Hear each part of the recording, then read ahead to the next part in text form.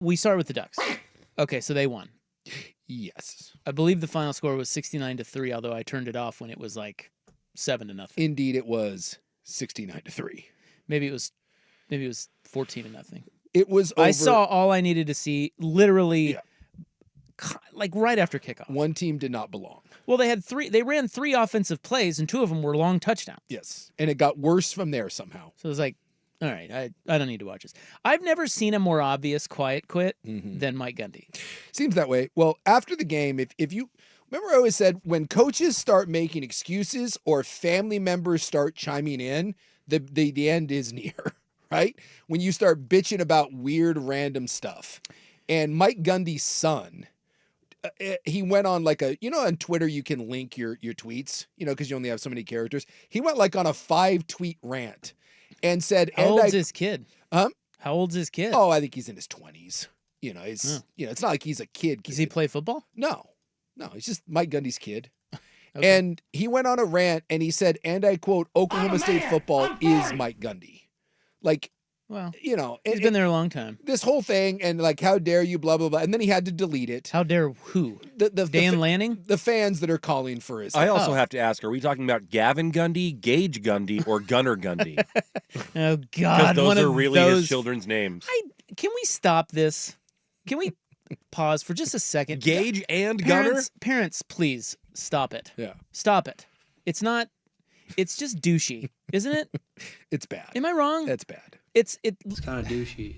I mean, you can do whatever you want. I'm just saying, like, just be aware of how that looks. This was the eldest son, Gavin Gundy. Gavin Gundy. Gunner, and Gage. Gunner was a quarterback, by the way. Anyway. He said, Mike Gundy is all capitals. Well, of Oklahoma course they're State going to football. defend their dad, whatever. But then And they're not wrong. So just know He that doesn't suck right now. all of the signs that a program is crumbling from within.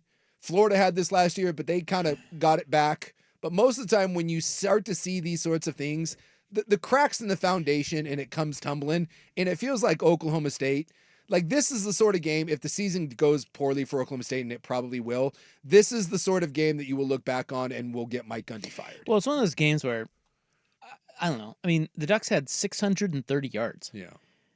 They averaged 8 yards carry. Yeah. They had 2 pick sixes. Like, I mean, it wasn't just, teams lose. Yeah. Teams programs like Oklahoma State go through down spells, but that was different. Like, there was nothing from them. No. Not just Gundy. No. But their sideline, they're just, I think Dan Lanning just put a nail in his coaching coffin. Yep. And it's kind of sad. Like, that was bad. Yep.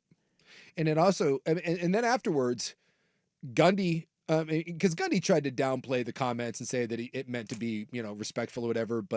And Lanning said the right things before the game, but afterwards, I believe Dan Lanning said, you never need extra motivation to go kick someone's ass, but it certainly helps when someone throws gasoline on the fire. That is exactly what he said. Multiple players. I loved it, by the way. They called him as their dad. They said basically you don't come after dad. Oh dear. Dan is dad? Oh boy. Yeah, hold on. Let me get the what? Yeah, it was specifically Dante Moore. Dante Moore. He said, if I can find the tweet, bloop bloop bloop, sports radio. Bleep bleep bleep. Bloop, I'll have it in a minute. Yeah. Okay. So thank you for that I don't interlude. So I'll tell you right now, like, that meant something. So those 69 points, those weren't and by the way, they broke the scoreboard. Those were purpose pitches. They could have called off the Dogs way sooner than that. That was, if you talk about us, I always like to say, we're going to put our foot on your balls and make you believe it. Dude, they did that from the get-go, and I don't know, did you see any of the Northwestern coach who's no longer Pat Fitzgerald? Yeah, I was just looking that up, actually. He pulled the Brock Lesnar defense. What's that mean? Well, I don't know what that means. I told you, if Brock Lesnar ever slapped me, I would curl into the fetal position and suck my thumb, and then he would just, like, take mercy on me and be like, oh, my God. The Northwestern coach came out today and was like, I think Oregon looks so big and they're so well coached. He was so over the top in praise, basically being like, just... please, for the love of God, don't score 69 on us. Trent Bray should write Oregon a letter saying, can we not get me fired, like, in this game? Like, we're not going to give you any resistance. We understand that. So, Hey, Trent Bray might not make it to that game. dude, it's Don't even start. We'll that's get a there. whole other We'll thing. get there. But that Keep was you on track here. That was a purpose pitch from Dan Lanning and Oregon, not just to Mike Gundy, Well, but that was to the rest of the country. I think that, look, Oklahoma State is in a bad way. Yes. Obviously, internally, they just appear dead. Yes. Okay, so that's one thing. That's not taking anything away from Oregon. Oregon looks so freaking good over the first 2 weeks. I just wonder, I don't know, I think the bigger thing is Oregon the best team? So, are they the best team in the country? I do my because they sure as hell look like it. Yeah. So this is, you can only go on the information that you have, right? And so I want to say that this is in no way some sort of definitive statement, because at the end of the year, you can only go with what you've seen with your eyes, and stuff can change. But having watched every team play, every top 25 team play, and I go back and I actually went back and tried to watch a big hunk of Penn State, Florida International. I watched Clemson. I watched some LSU. There were a lot of teams that didn't look great against lesser competition. And I'm telling you, even though they haven't played anyone, if you look at eyeballs, with the exception of South Florida, because they've earned it. So South Florida is the number one team in the country. But you take all that aside, the team that looks the best is Oregon. And I know that it's a couple weeks away, but I will plant my flag right now, having seen Oregon play twice and see Penn State twice.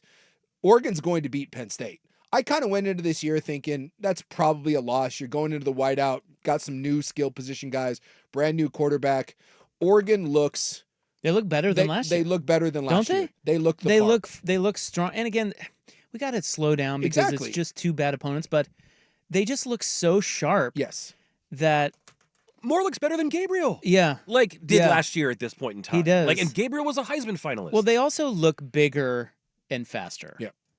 And they are deeper. Yes. Are they not? They they just have some guys that don't quite have as much experience, but dude, those guys are good players. And I was talking to some people that are close to that before the start of the season, and they were, I say this, they were playing things very close to the chest. They were playing the cards very close, but quietly inside that program, they were telling people, this is the best version, and you're going to see something.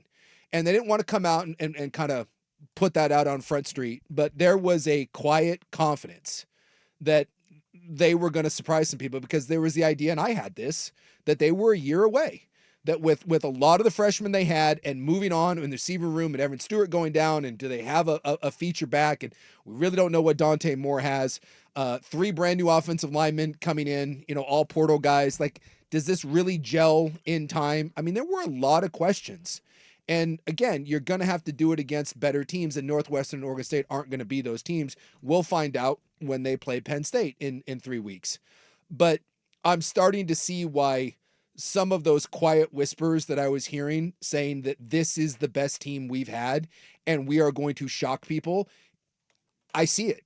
And again, all you can do is go on the boxes that you have to check. They have checked every box, and they look on film to be the best team in the country. There is not a team, including Ohio State or Texas or anyone else, Georgia, LSU, there is not a team that looks better than Oregon.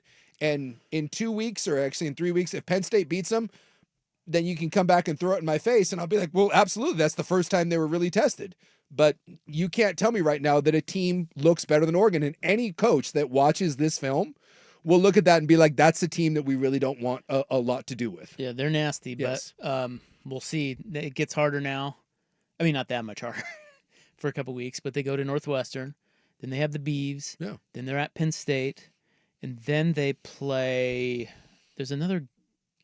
Indiana. Indiana. Yeah, Indiana comes to town. So 2 of the next 4 are ranked, and 3 of the next 5 are on the road. Yeah, so we'll see. Including the big Rutgers game. But I will, I don't mind making bold claims. My $800 million bet, Alabama, stunk it up. Oregon will beat Penn State. Oregon is better than Penn State. Mark it down.